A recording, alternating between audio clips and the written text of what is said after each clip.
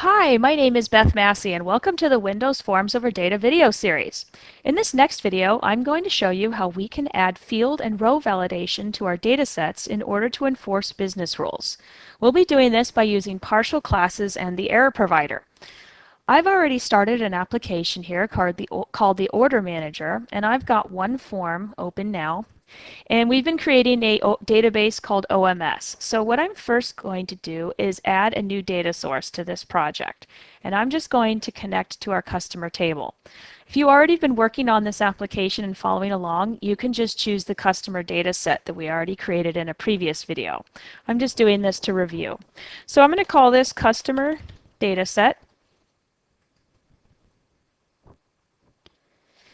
And now we've got a customer data set created for us here.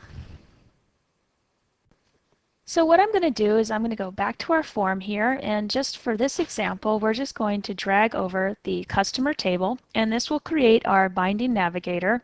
It will also set up our customer table adapter, the binding source, and the data set here in the component tray.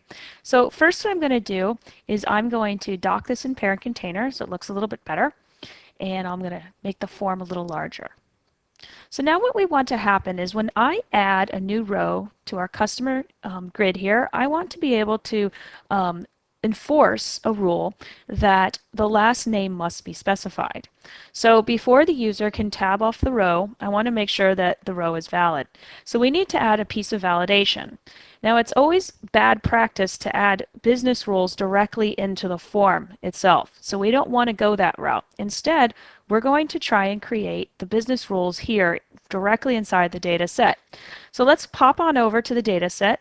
Just double clicked, and now I've got the designer here, and we can right click on the customer and we can say view code. And when we do that, that opens up the partial class for us. You'll notice that this has partial class customer data set, and inside the customer data set we have a customer data table. We're free here to write any code we need that validates the data set, the tables, the rows, the fields inside.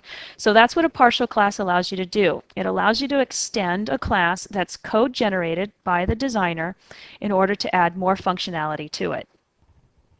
So the first piece of functionality I want to add is I just want to add a check if the last name is null or the empty string. I want to display a message to the user that they must specify a last name.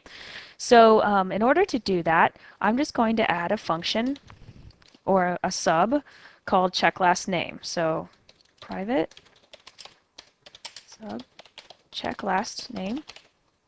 And we're going to pass in the customer row. Customer data set, customer row. And the check is just going to go really simply. We're just going to check if it's null or the empty string. So if is null last name or else last name equals empty string, then we're going to want to display a message. So we're going to set the customer row set column error. Okay, so this method will set an error on the column index. Okay, so on the particular row. Okay, so that will indicate that this last name needs to be filled out. So last name, and I'll just say please specify a last name. Okay, otherwise everything's fine. So if there was an error on there, we can remove it by just specifying the empty string. Okay, so now we're going to need to call this method from a couple different events on our data table. So the first event we're going to select is we're going to select the column changed event. So from this event, when any column changes, it will get fired. So first we need to check if the column is the last name column. So if you look at our event args, we have our E column and the row and the proposed value here. So I'm just going to check if this column is me.lastName column. Then we'll go ahead and check the last name. Okay, and all we have to do is send the e.row. But since this row is customer row, we can just send it right in. Okay? Now the second event we're going to want to handle is the table new row. Okay, so this gets fired when a new row is added to the data set here. So I'm going to just then say me dot check last name.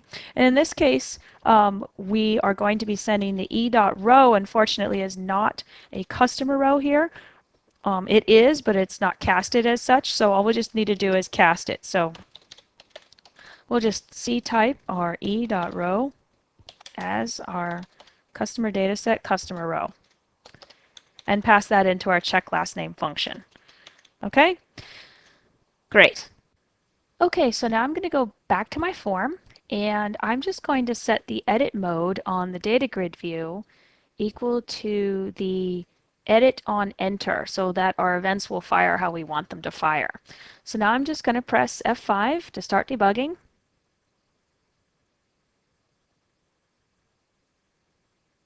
Okay, so now we have our list of customers, and when I press add, you'll notice that our business rule fired. Please specify a last name.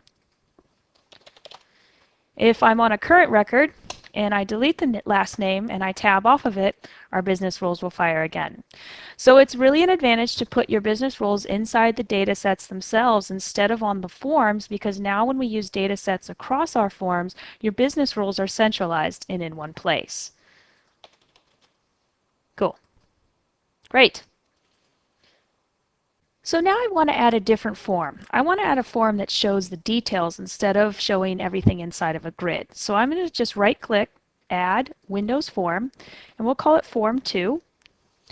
And in this case, what I'm going to do is instead of dragging our customer on as a data grid view, is I'm going to drag it on as a details view. So this will set up our controls, text box controls. So you notice that when we created a grid, it automatically displayed any failed rules to us with the error icon. In order to get that functionality to work with custom controls like these, instead of a grid, we're going to call upon the error provider. And if you just open your toolbox, you'll see the error provider here. You can just drag that into your component tray. And now all we have to do is configure the error provider so that its data source is the customer binding source. So now before we hit F5, I'm just going to double click on my project and make the startup form, Form 2. Okay, so now we can go ahead and hit F5. And this time it opens up our details form. And you can see if I remove the last name, here we go, is our error provider. It's picking up the error collection that's going on inside of the data table. If we go ahead and press Add, you'll see that it also fires on our new rows. Okay, so that's all there is to it. So remember, it's good practice not to put business rules directly inside of your forms. Instead, put them inside the data sets so that when you use data sets across your forms, the business rules are centralized in one place. So I'd like to thank you for your time.